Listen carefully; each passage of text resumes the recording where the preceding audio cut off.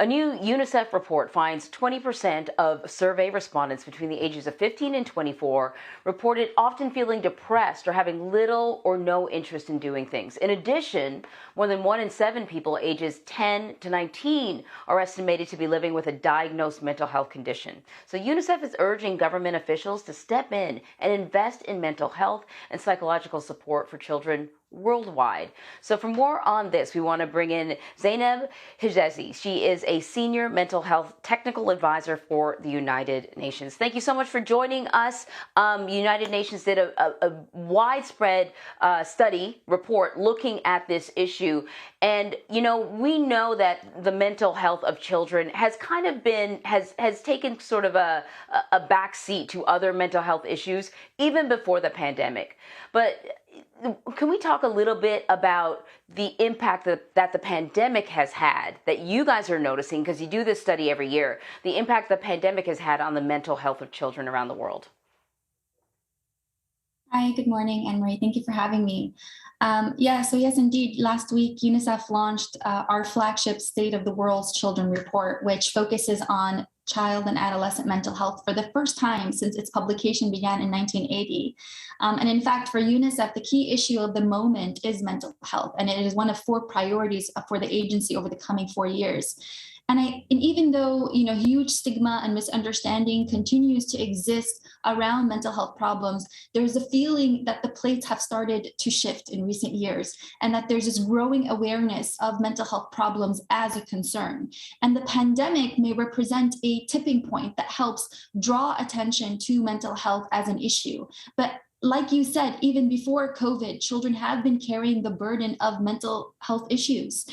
We know that, as you mentioned, some of the stats, even before COVID, 13% of adolescents globally are estimated to have a mental disorder. It's estimated that globally 1 in 4 children live with a parent with a mental disorder. And tragically, an estimated 46,000 adolescents ages 10 to 19 die from suicide every year. That means every minute, every 11 minutes, somebody is dying from suicide, and making suicide one of the 5th leading causes of death among that age group. And so when we ask ourselves about the mental health burden that on our children, we need to consider that it is life-saving that we take action and that we prioritize mental health in the broader COVID response, but also more broadly and globally in every aspect of health.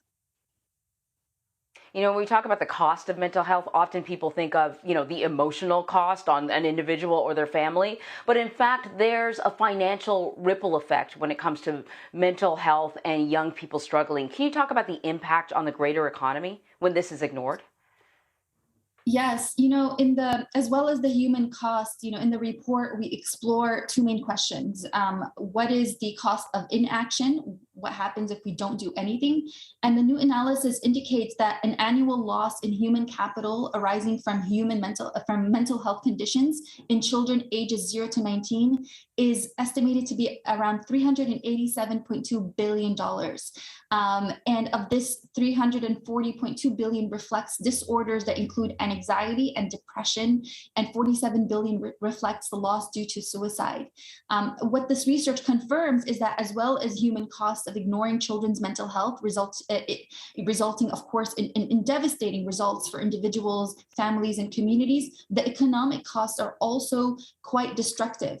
And a second question that we explore is, what's the return on investment in children and adolescent mental health, especially when we look at schools? The speaker before was talking about, education and the importance of integrating mental health within the different sectors. And what we are calling for is indeed that mental health is not a health sector responsibility. It needs to be integrated within social services, within education, and really meet the children and adolescents where they are at. In fact, a study that we also talk about is also analyzed in the report shows that for every $21.5 invested, we have a $1 return when we invest in the lives of children through schooling systems. And so together, these analyses provide a really clear case for governments. I was just going to say, so either we invest now or we pay later. So what can governments do? Where should they be putting their money to make a change? So they need to be investing more, and we need really urgent investment in child and adolescent mental health specifically. There are a lot of intervention packages. There's a lot sometimes of support that's really targeted towards adults. We need child-focused investments, and through a whole of society lens, which looks at investment not just within health planning, but also education and social welfare and social services. We need to be integrating and scaling up evidence-based interventions across these entry points of health, education, and social protection sectors, including parenting programs that promote responsive, nurturing, and caregiving support for children, but also ensuring that schools support mental health through quality services and positive relationships.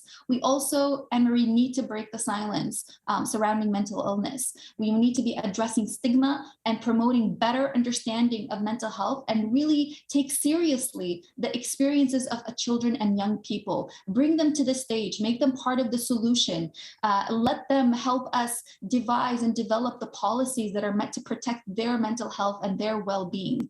And of course, addressing mental health conditions in isolation from the social, legal, political, and economic systems that contribute to well-being is also a challenge that continues to, locate disorders in individuals without interrogating how the societies around them ought to change. So governments really also need to see mental health as a cross-cutting area of work and not something that they need to be addressing in silo from other areas of well-being. Yeah, we've seen some, high-profile young people talk about their own mental health struggles. Often, mental illness in children does not look the same as it does in adults. So we need to identify, those kind of red flags that we don't know about. But this is how you do it. You have these open conversations. Zeinab Hijazi, thank you so much. Thank you.